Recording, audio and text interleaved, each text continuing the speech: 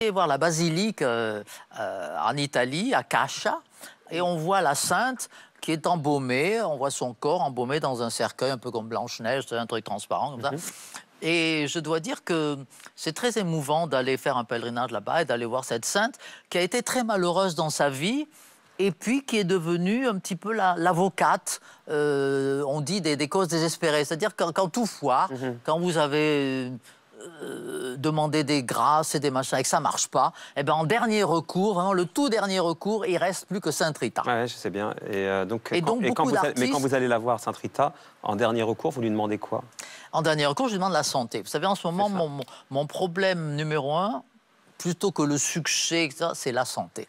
C'est très important quand on a été pour la première fois de sa vie malade. Et là, ça vous est arrivé, ça? Et là, j'ai été malade.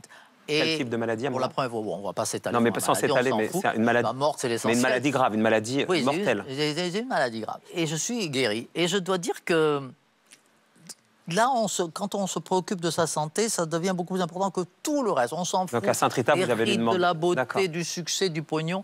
La santé, c'était incroyable. Et je suis en pleine forme, je vous rassure, donc on n'est pas fini de me voir. On est heureux, on n'est pas fini de vous voir, et notamment dans des émissions atypiques, parce que ce rapport à la religion, et si on avait bien une émission où on ne pensait pas vous trouver, c'était dans le jour du Seigneur. Ah oui, on m'a vu dans le jour du Seigneur. Et dans le jour du Seigneur, ce rapport à la religion, vous en parlez. Vous avez retrouvé ça? Vous êtes un espion, Marco. L'équipe est un espion.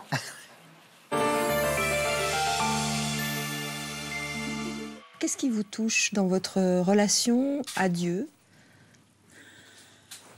D'abord, cette idée qui est vraie que c'est notre Père à tous, et nous l'avons tous en nous. Alors évidemment, on croit qu'il est là pour moi toute seule. Non, il est là pour des milliards d'êtres humains, mais on le tutoie, on lui parle comme si c'était vraiment quelqu'un qui est là tout le temps présent en nous.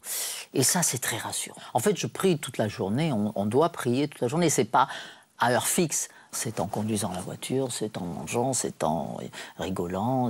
C'est tout le temps qu'on doit avoir en nous ce sentiment que nous ne sommes pas seuls et qu'il y a Dieu qui est là partout, tout le temps, tout le temps, tout le temps, tout le temps.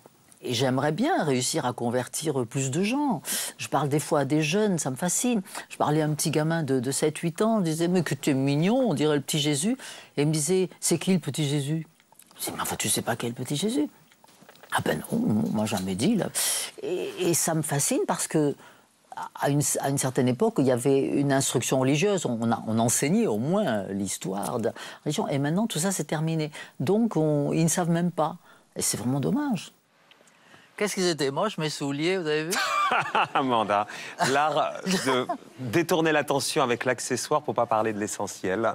Et finalement, on y est quand même arrivé ce soir. Parler de la religion qui est importante pour vous, on voit bien comment elle vous structure. Je suis contente que depuis quelques années, on a enfin fait appel à moi pour quelques fondations, œuvres caritatives, etc. Par exemple, les enfants, Children for Peace, bon, ils ont fait appel à moi plusieurs fois. C'est une association qui s'occupe des enfants en Afrique qui ont besoin, qui n'ont pas d'école, etc. Il faut que je le fasse, ça. C'est important. Au moins, on m'a comblé de bienfaits. On m'a donné plein de bonnes choses. Je sais pas, le succès, la beauté, la santé, ce que vous voulez.